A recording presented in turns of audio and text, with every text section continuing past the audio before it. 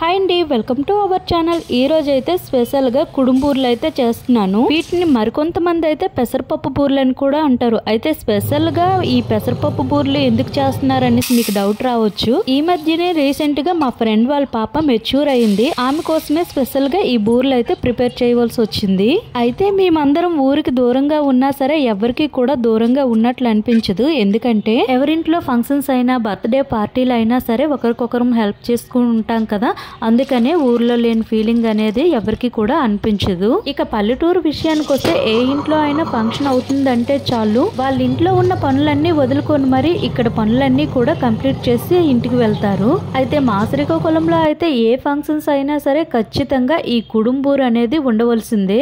ఎందుకంటే మా చిన్నప్పటి నుంచి నేను చూస్తూ వస్తున్నాను కదా, మా అమ్మ వాళ్ళైతే ఏ ఫంక్షన్ అయినా సరే ఈ బూర్లు అయితే చేసేవాళ్ళు. కొందరైతే ఈ బూర్లని చాలా చాలా ఇష్టంగా తింటారు, కొంతమందికి ఇష్టం ఉండదు కదా. అందులో నేను ఒకదాన్ని. నాకైతే ఈ బూర్లు అంటే అస్సలు ఇష్టం ఉండదు.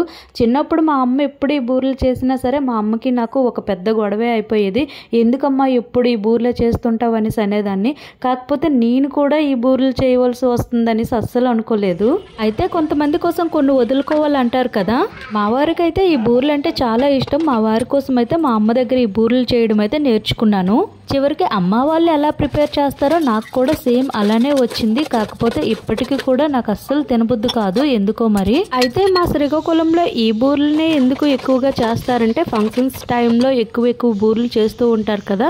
అయితే అవి మిగిలినా సరే మనకి 1 వీక్ వరకు కూడా ఈ బూర్లు అయితే స్టోర్ ఉంటాయంట. మిగిలిన అన్ని బూర్ల కంటే ఈ కుడుంబూర్లు అయితే చాలా టేస్ట్ గా ఉంటాయి. మీకు ఈ బూర్ల రెసిపీ చేయాలనిపిస్తుందా? అయితే మన ఛానల్లో ఆల్రెడీ కుడుంబూర్ల రెసిపీ కొలతలతో చేశాను. ఎవరైనా చూడకపోతే చూడండి. ఈ వీడియో మీకు నచ్చినట్లయితే ప్లీజ్ లైక్ అండ్ సబ్స్క్రైబ్ చేయడం మాత్రం మర్చిపోవద్దు. నెక్స్ట్ మరికొన్ని వీడియోలతో మళ్ళీ కలుద్దాం. Thank you for watching.